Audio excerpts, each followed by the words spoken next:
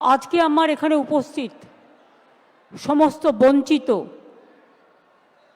যারা একটা কলমের খোঁচায় জীবনটাকে সংকটের মধ্যে এনে দাঁড় করিয়েছেন, ভাববেন না আমরা এটাকে ভালোভাবে মেনে নিতে পেরেছি। আপনাদের শোকে আমাদের হৃদয়ও পাথর হয়ে গেছে।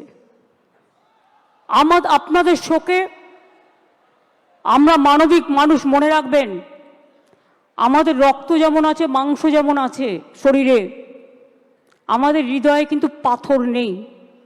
এবং তাই একথা বলার জন্য আমাকে জেলেও ভরে দেওয়া যেতে পারে, কিন্তু আই ডোন্ট কেয়ার। আমি মনে করি মানুষ যখন বিপদে পড়ল, সে লাল কি সাদা কি হলুদ বা সবুজ আমার দেখার দরকার নেই।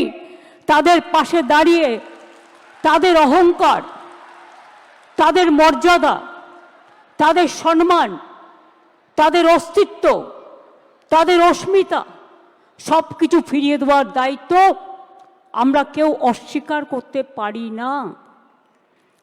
আমি দেখছিলাম পুরো কেস স্টাডি করে। আমার সাথে অনেক ভাইস চ্যান্সেলররা এখানে আছেন, আপনাদের সাপোর্ট দিতে এসছেন। তেজিমালা, গুরুমনাগ, এমনকি দার্জিলিং থেকে এসছেন vice chancellor, professor Dipankar Kar vice chancellor, Amiya Kumar Panda vice chancellor, Rupkumar Barman vice chancellor, professor Saurin Bandyopadhyay vice chancellor, professor Gautam Ghosh vice chancellor, এছাড়াও ডিপ্রাইভ টিচার অ্যাসোসিয়েশনের আজারউদ্দিন হালদার, পায়েল মিশ্র, ধীতিশ মণ্ডল সহ সুভদ্রা, আবুল বাসার, বিখ্যাত নলিনী বেরা সহ আমার সহকর্মীরা সহ সকলে এখানে আছেন। চিফ সেক্রেটারি নিজে এখানে আছেন মনোজ পন্ত। আমার এখানে এডুকেশন মিনিস্টার আছে, এডুকেশন সেক্রেটারি আছে, আমার এখানে আরও 5-6 জন মিনিস্টার আছেন। আমি আপনাদের বলবো, যারা যোগ্য, যারা বঞ্চিত হয়েছেন, আসুন আমরা দুটো ভাগে ভাগ করি। এখনো পর্যন্ত সুপ্রিম কোর্ট আমাদের জানাতে পারেনি কারা যোগ্য আর কারা অযোগ্য। আইনে বলা আছে 9,000-10,000 people can go scot free, but one innocent cannot be punished. এটা হচ্ছে আইনের প্রিন্সিপাল। 2022 থেকে খেলা শুরু করেছিল, একটা নোংরা খেলা। চাকরি দেওয়ার ক্ষমতা নেই, চাকরির কারার যাদের ক্ষমতা আছে তাদের আমি ধিক্কার জানাই। আপনাদের একটা জিনিস বুঝতে হবে, কোনটা মুখ আর কোনটা মুখোশ। কারা যাত্রাপালার মাধ্যমে আপনাদের ভুল বোঝাচ্ছে। রাজ্য সরকার সর্বতোভাবে প্রচেষ্টা নিয়েছিল।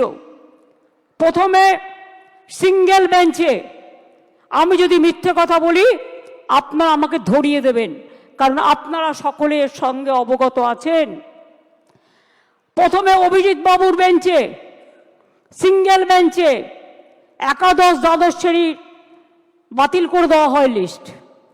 তারপরে ডিভিশন বেঞ্চে অন্যান্যদেরটা সবটাই করা হয় এবং সিবিআইকে কেসটা দেওয়া হয়। আমরা সিবিআইকে নন কোঅপারেশন করিনি। আমরা বলেছিলাম বাছুন কে যোগ্য আর কে অযোগ্য। যদি কেউ অযোগ্য হয়, তথ্য প্রমাণ দিয়ে প্রমাণিত করতে পারেন, নিশ্চয়ই গভর্নমেন্ট মানে এসএসসি সেটা মেনে নেবে। আমার মানতে কোনো আপত্তি নেই। কেউ যদি কোনো ভুল করে থাকে তার দায়িত্ব আমরা কেন নেব? আমরা চাই কোনো যোগ্য ব্যক্তির যেন চাকরি না যায়, এটা আমরা অলওয়েজ চাই।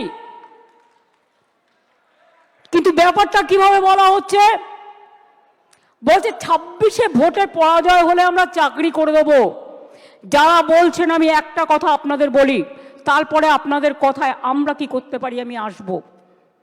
তার কারণ কদিন ধরে আমাকে প্রচণ্ডভাবে, যে মানুষটা জানে না কি হয়েছে, যে মানুষটা কোনো ব্যাপারে আমি চ্যালেঞ্জ করে বলছি, আমি আমার জীবনে জেনে শুনে কোনো পানিশমেন্ট কাউকে দিইনি এবং মনে রাখবেন, জেনে শুনে কারো চাকরি খাইনি। তাই অনেক বদ হজম হওয়া সত্ত্বেও আমি সিপিএমের একটারও চাকরি খাইনি, যারা 34 বছর অনেক অন্যায় করে গেছে। কারণ আমি বলেছিলাম বদল চাই, বদলা নয়। কিন্তু তার মানে এই নয় তুমি গিয়ে কেন অ্যাপ্লাই করলে। ফার্স্ট কোয়েশ্চেন আমার, whether Bikash Bhattacharya will be isolated or not politically. This is my first question. CPM has to answer why he is cancelling all this list. আজকে বাইরে আমার নামে বড় বড় কথা বলছো, আমি তো করিনি। আমি তো চাকরিগুলো দিয়েছিলাম, আমার সরকার দিয়েছিল। একটা দুটো কাজ করতে গেলে ভুল হতে পারে, সে ভুল সংশোধন করে নেওয়ার জন্য তুমি প্রশাসনকে সময় দাও, তা তো তোমরা দাওনি। Right to make blunders, Netaji Subhash Chandra Bose বলেছিলেন ভুল করাটাও একটা অধিকার। যদি কারো ভুল হয়ে থাকে সেই ভুলটাকে সংশোধন করার দায়িত্ব কার? কোর্ট যদি প্রশাসনকে দিত, কোর্ট নিশ্চয়ই কোর্টের কথা মেনে প্রশাসন সেই কাজটা করতে পারত। তারপরে গেল ডিভিশন বেঞ্চে, সব বাতিল। আমার মনে আছে সঙ্গে সঙ্গে আমি এডুকেশন ডিপার্টমেন্টকে বললাম, সব ভালো ভালো লয়ার দিয়ে 2024-এ আমি দুর্গাপুরে মিছিল করছি ইলেকশনের সময়। তখন হঠাৎ খবর পেলাম যে, তখন কি খবর পেলাম শুনুন, যাদের ভালো লাগবে না তারা নিজেদের জায়গা মতো থাকতে পারেন, আমার কোনো অসুবিধে নেই, বাট যেটা দরকারি সেটা আমার বলতে হবে।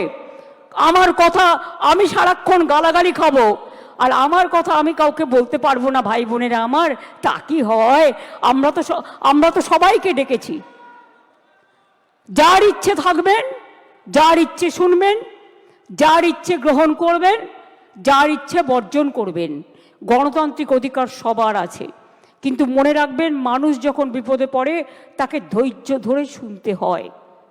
2024 সালে আমি আসানসোলে দুর্গাপুরে মিছিল করছি। আমার কাছে খবর এলো সুপ্রিম কোর্টে আমরা যখন অ্যাপিল করেছিলাম যে হাইকোর্টের রায়টাকে স্টে করে দেওয়ার জন্য, এবং তদানীন্তন বিচারপতি মিস্টার রেসপেক্টেড চন্দ্রজিৎ, আমাদের চন্দ্রচূড়জি, সেটাকে স্টে করে দেন। অর্থাৎ হাইকোর্ট থেকে যে ভবিষ্যৎটা অনিশ্চিত হয়েছিল সেই ভবিষ্যৎটা তিনি নিশ্চিন্ত করে দেন।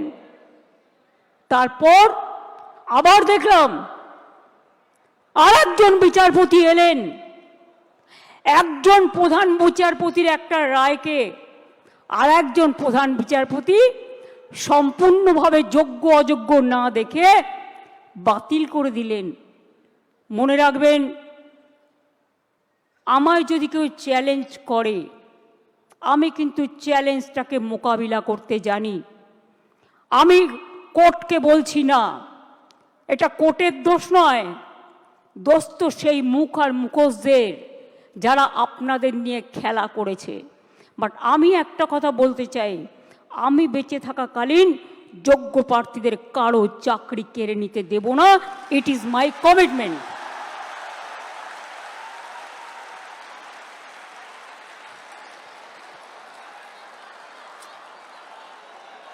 শিক্ষা ব্যবস্থাকে ভেঙে পড়ার জন্য, ভেঙে ফেলে দেওয়ার জন্য, শিক্ষা ব্যবস্থাকে ভেঙে ফেলার জন্য একটা চক্রান্ত চলছে, একটা পরিকল্পনা চলছে। 9, 10, 11, 12 টিচাররা gateway of the higher education তারা তৈরি করে। তারা অনেকে খাতা দেখছে, তারা অনেকে গোল্ড মেডালিস্ট আছে, তাদের জীবনে ভালো রেজাল্ট করে এসছে। সবাইকে চোর বলে দিচ্ছেন, সবাইকে অযোগ্য বলে দিচ্ছেন। এই বলবার অধিকার আপনাদের দিল কে? আমি সরাসরি চ্যালেঞ্জ করছি। আর এই রায়ের পেছনে কিছু খেলা তো নেই। সেই খেলাটা কে খেলেছেন? একজন প্রধান বিচারপতি স্টে করে দিচ্ছেন। আমরা তো মনে করি আইনের সম্মান একজন যেটা করে উচ্চ আদালতের সর্বোচ্চ আদালত ন্যায় দেবেন, এটাই আমরা আশা করি। বিচারের বাণী যেন নীরবে নিভৃতে না কাঁদে, এটাই আমরা আশা করি। আমরা আশা করি কণ্ঠ আমার রুদ্ধ আজকে, বাসি সঙ্গীত হারা অমাবস্যার কারা। লুপ্ত করেছে আমার ভুবন দুঃস্বপ্নের তলে, তাই তো তোমায় শুধাই অশ্রু জলে। যাহারা তোমার বিছাইছে বায়ু, নিভাইছে তব আলো, তুমি কি তাদের ক্ষমা করিয়াছ? তুমি কি বেসেছ ভালো? আমরা সরকারের পক্ষ থেকে শিক্ষা ব্যবস্থা যাতে ভেঙে না পড়ে, তার জন্য আমরা প্রথমে আমি একটু কোর্টের ভাষায় বলি। কোর্টের ভাষাটা, তার কারণ মনে রাখবেন, কোর্ট যখন একটা রায় দেয়, সে রায়টাই নাকি চূড়ান্ত রায়। সেই জন্য একটু কোর্টের ভাষায় বলি। সুপ্রিম কোর্ট বলেনি কে যোগ্য কে অযোগ্য, তালিকা দেয়নি। সরকারকে যোগ্য ও অযোগ্যদের আলাদা করার সুযোগ আদালত দেয়নি। ফ্যাক্ট ফাইন্ডিংয়ের অনুমতিও দেয়নি। সিবিআই যা যা কাগজপত্র চেয়েছিল তদন্ত করার জন্য, এসএসসি সব কাগজপত্র তাদের দিয়ে সাহায্য করেছিল। আমরা লয়ার কাদের দিয়েছিলাম শুনে রাখুন। আমরা লয়ার যাদের দিয়েছিলাম এবং এখনও দেব, সেই লয়ার কারা একটু জেনে রাখুন, আপনাদের জানার প্রয়োজন হয়। তার কারণ,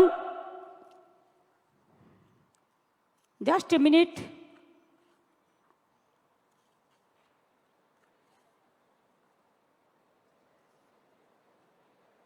সম্ভবত আমার যতটুকু মনে আছে অভিষেক মনু সিংভি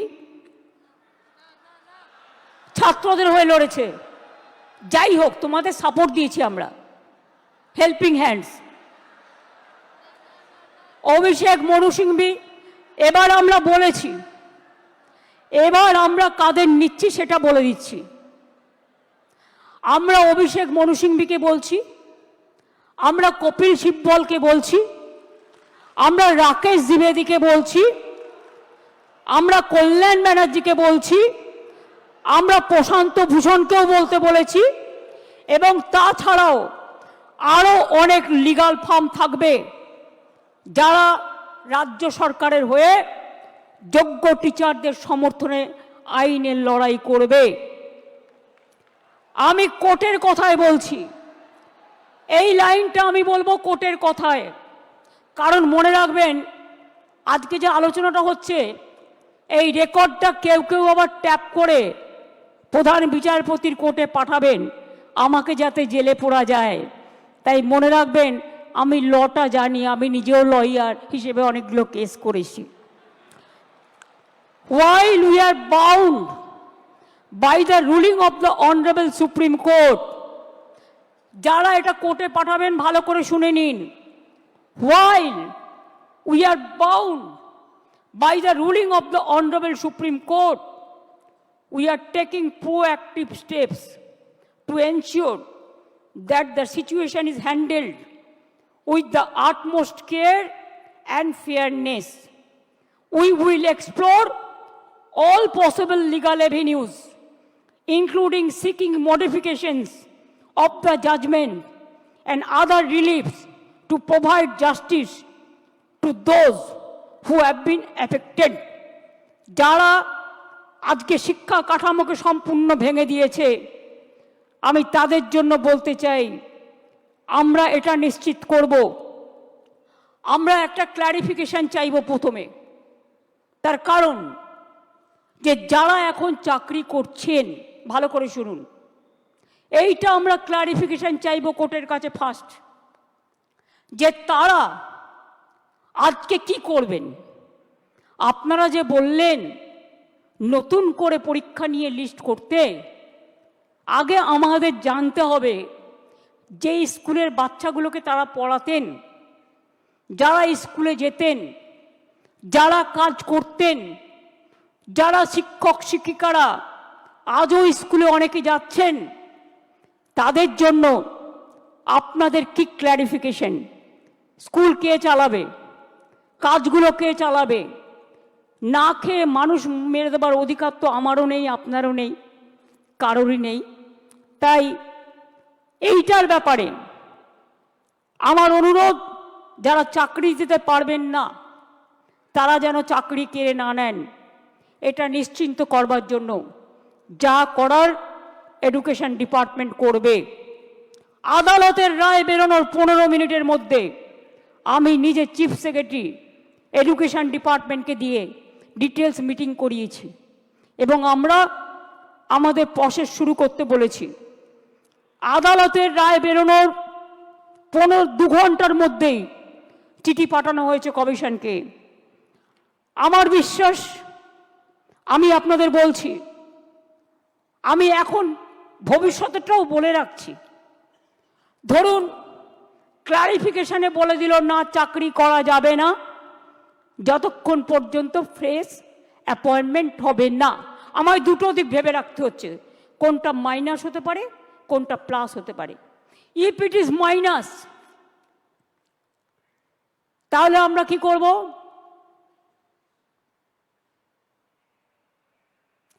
মাইনাসেরটা আমার না বলাই ভালো, আমার মাথায় কিছু আছে। আমি ধরে নিচ্ছি এটা প্লাস হবে। প্লাস মানে নিশ্চয়ই ক্লারিফাই করে let the good sense prevails, এবং তারা যারা যোগ্য তাদের চাকরি না কেড়ে নিয়ে তাদের কাজ করবার সুযোগ দেবেন। বাই চান্স যদি না দেয় তাহলেও মনে রাখবেন, যারা যোগ্য তাদের চাকরি নিশ্চিন্ত করার দায়িত্ব সরকারের।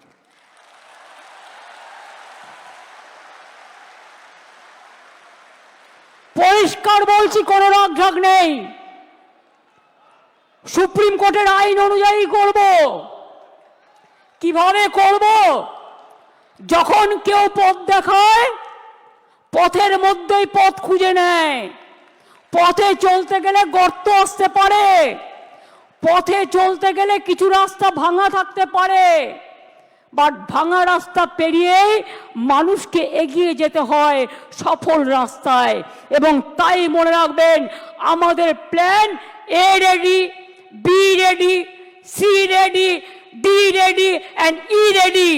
মনে রাখবেন, এই যোগ্য টিচারদের চাকরি যাতে কোনোভাবে না যায়। যদি বলে তোমাকে 2 মাসে প্রসেস করতে হবে, আপনাদের তো কেউ চাকরি টার্মিনেট করেনি এখনো পর্যন্ত, করেছে কি? কোনো নোটিশ পেয়েছেন? আপনার বিরুদ্ধে দুর্নীতি না যদি প্রমাণ করতে পারে তো কি আপনাকে কেউ যেতে বারণ করেছে? যান না, আপনি আপনার কাজ করুন না। আপনার কাজ কে বারণ করেছে? আপনারা বাচ্চাদের শিক্ষা দেবেন না? আপনারা বাচ্চাদের পড়াবেন না? আপনারা স্কুলগুলোতে ক্লাস করবেন না? হ্যাঁ, তখন যদি সুপ্রিম ভলেন্টারিলি সার্ভিস কিন্তু সবাই দিতে পারে, সেখানে কিন্তু আটকাবার কোনো জায়গা নেই কারো। সেখানে কি করে আপনাদের চলবে? ধরুন ধরে নিলাম ওরা করলো না, বলল না হবে না, তখন আমি কি করব? তখন আমি এডুকেশন ডিপার্টমেন্টকে রিকোয়েস্ট করতে পারি। কি রিকোয়েস্ট? এটা আমরা লিগাল আলোচনা করেই বলছি যে 2 মাস বলেছে তো 3 মাসের মধ্যে প্রসেস কমপ্লিট করতে হবে। যারা চাকরি করছেন, দাঁড়া, আরে ভাই আমি মাইনাসটা তো বলে রাখবো। ধরুন যদি না করে সুপ্রিম কোর্ট, তাহলেও মনে রাখবেন অল্টারনেটিভ যা করার আমরা করব। এবং সেক্ষেত্রে আপনারা যাতে আবার চাকরি ফিরে পান তার ব্যবস্থা প্রসেসের মধ্যে দিয়েই 2 মাসের মধ্যেই কমপ্লিট হবে এবং আপনাদের চাকরি ব্রেক হবে না। কারণ আপনার এক্সপিরিয়েন্স এবং অ্যাডিশনাল কনসেশন আপনারা পাবেন যারা 10 বছর ধরে চাকরি করছেন। এটা মাথায় রাখবেন।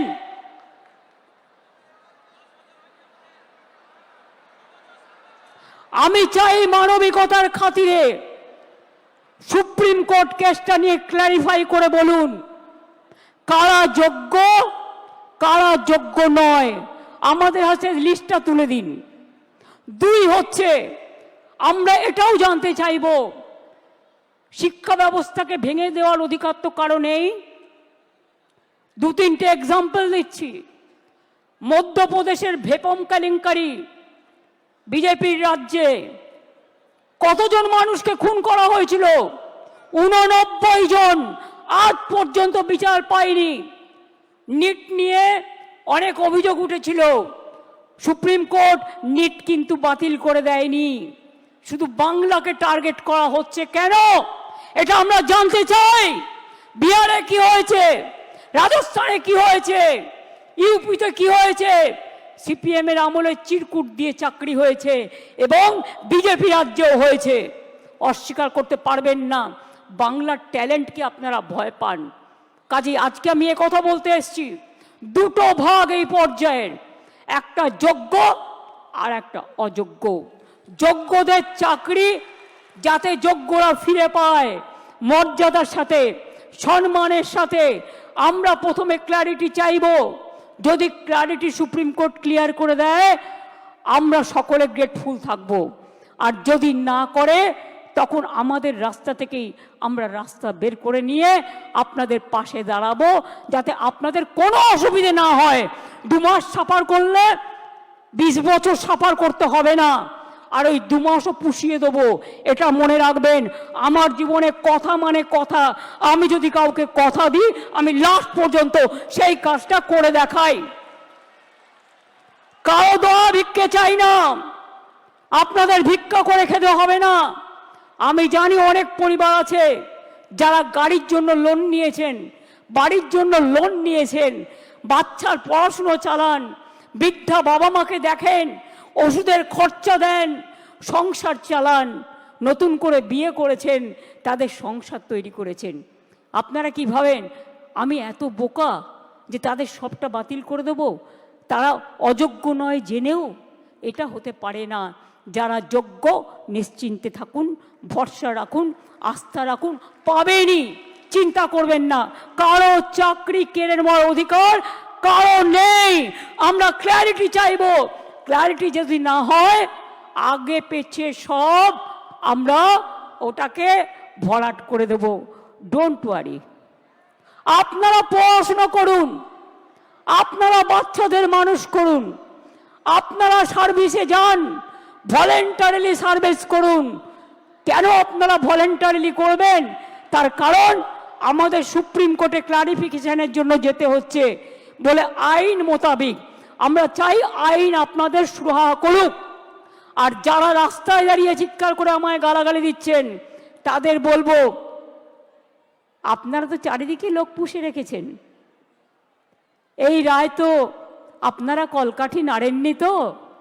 মমতা ব্যানার্জিকে খাস্তা করতে গিয়ে মনে রাখবেন টিচারদের চাকরি কেড়ে নেবেন না, ওদের জীবন যৌবন কেড়ে নেবেন না, যোগ্যদের চাকরি কাড়বেন না, যোগ্য প্রার্থীদের অমর্যাদা করবেন না।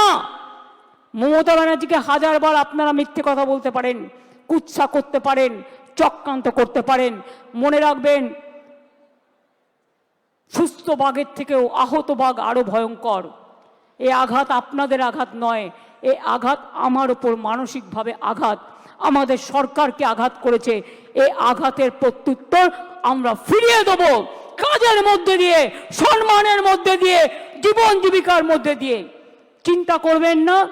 আর কেউ কারো উস্কানি সুরে, প্ররোচনা শুনে প্লিজ দয়া করে প্ররোচিত হবেন না।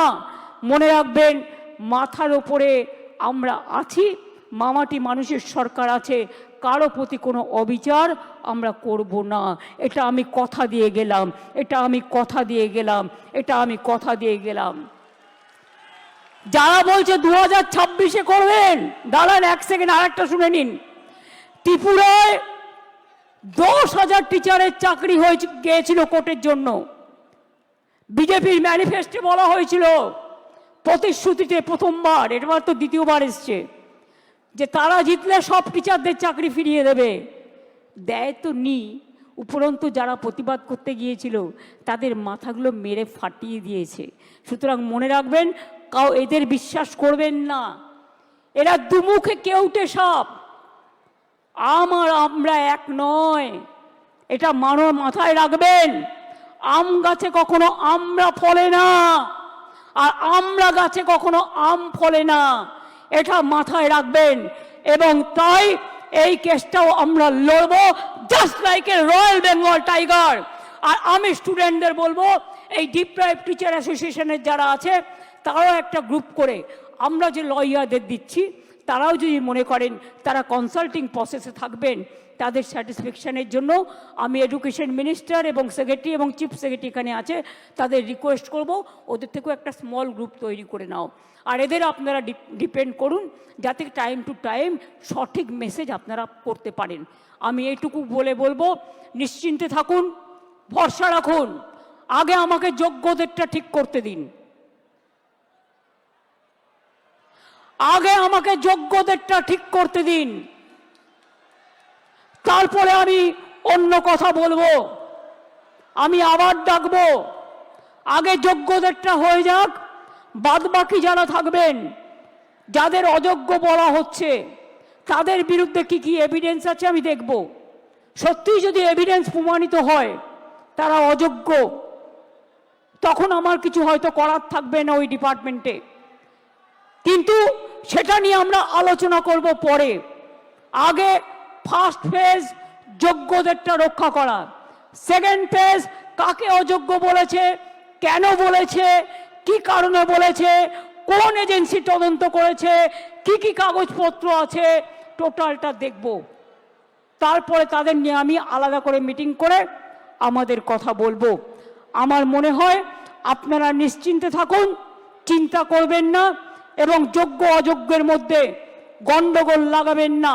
ভাই ঠিক আছে, ঠিক আছে, যে কেউ অ্যাপ্লিকেশন দিতে পারেন।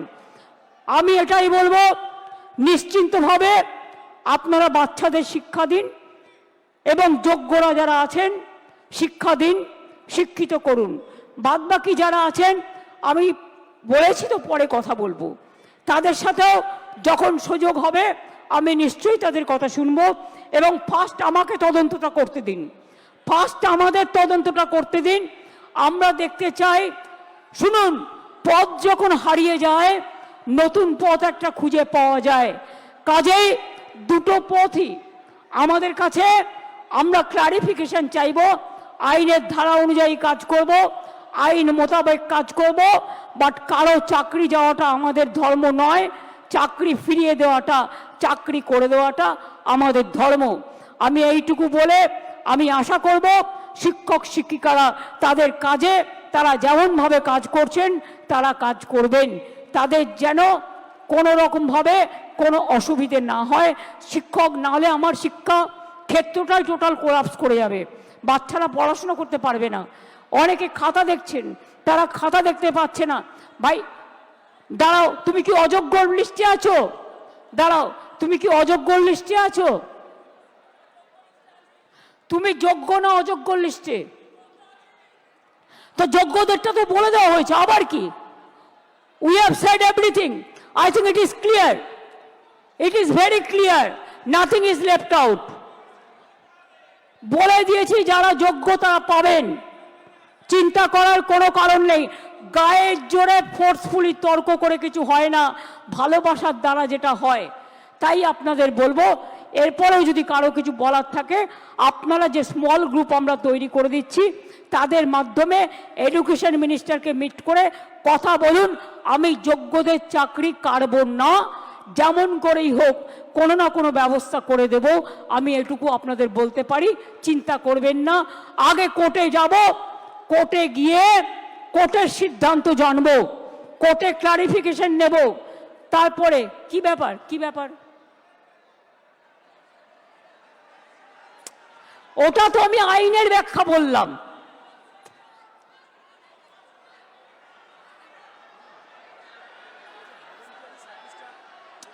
আরে ভলেন্টারিলি বলছি না, শুনুন, আমি কোর্টের ভাষা বলছি। Please understand, now we are under the court verdict and court judgment, আর আপনাদের রিপ্রেজেন্টেশন এখানে আছে। আমি কেন বলছি, কোর্ট আমায় বলতে পারে আমি বাতিল করলাম, তুমি ওদের কেন যেতে বলছো? আমি যেতে বলছি এই কারণে যে যে কেউ সার্ভিস দিতে পারে ফর হিউম্যানিটি, তাদের সার্ভিস কেউ কাটতে পারে না। সুতরাং কোর্টের আইন মেনেই যোগ্যদের জন্য ওদের পথ দুটো খোলা আছে। মনে রাখবেন, কোর্টের আইনেই দুটো পথ খোলা আছে। সেই পথ খোলা থেকেই আমরা আপনাদের ব্যবস্থা করে দেব যাতে কেউ চাকরি না হারান। প্লিজ আন্ডারস্ট্যান্ড, আমাদের কোর্টের অর্ডারও মানতে হবে, কোর্টে ক্লারিফিকেশনও চাইতে হবে, রিভিউ পিটিশনও করতে হবে। সেই জন্য বলছি, যতক্ষণ পর্যন্ত রিভিউ পিটিশনটা ক্লিয়ারেন্স না হচ্ছে আপনারা আপনাদের কাজ তো করতে পারেন। কে বাধা দিয়েছে? আপনাদের তো গভর্নমেন্ট থেকে টার্মিনেট লেটার দেয়নি। তো why you are asking me? Don't repeat this question না, এটা আপনার মাইনাস হতে পারে। বুদ্ধি খরচ করুন, বুদ্ধিমানেরা বুদ্ধি খরচ করে, বুদ্ধি খরচ করে কাজ করুন।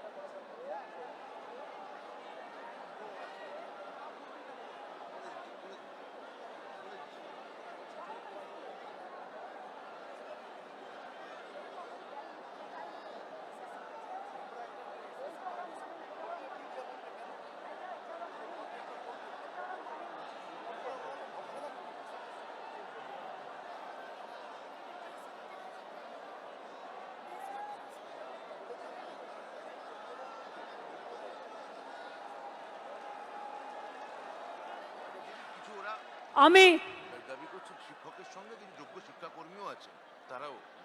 আচ্ছা, যোগ্য শিক্ষাকর্মীও যারা আছেন তাদেরও আমি আলাদা করে দেখছি না, আপনারা আপনাদের কাজ করবেন।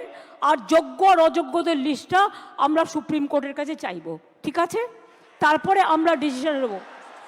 প্লিজ, আপনার চাকরি গেলে যেমন ক্ষতি, অন্যের চাকরিও যদি বিনা কারণে যায় যারা যোগ্য, সেটাও কিন্তু তাদের ক্ষতি, এটা মাথায় রাখবেন। তাছাড়াও সুপ্রিম কোর্ট আর একটা অপশান দিয়েছে। অপশানটা কি? যদি আপনারা কেউ পুরনো জায়গায় কাজ করে থাকেন, পুরনো জায়গাতেও আপনারা গেলে সেখানে আপনাদের নিয়ে নেবে। তিনটে অপশান সুপ্রিম কোর্ট দিয়েছে, এটা মাথায় রাখুন, ভালো করে কোর্টের আইনটা পড়ুন। আমি এখন ল অনুযায়ী বললাম, as per law which is possible for me, I clarified. Next our clarification, we will ask through our advocate to the highest court. এটাই লাস্ট ওয়ার্ড, এটাই এ, এটাই বি, এটাই সি, এটাই ডি, এটাই এ, এটাই এ টু জেড। এই ভরসাটুকু রাখুন। আশা করি ভালো থাকবেন, সুস্থ থাকবেন, কাজ চালিয়ে যান। অনেক অনেক ধন্যবাদ। জয় বাংলা।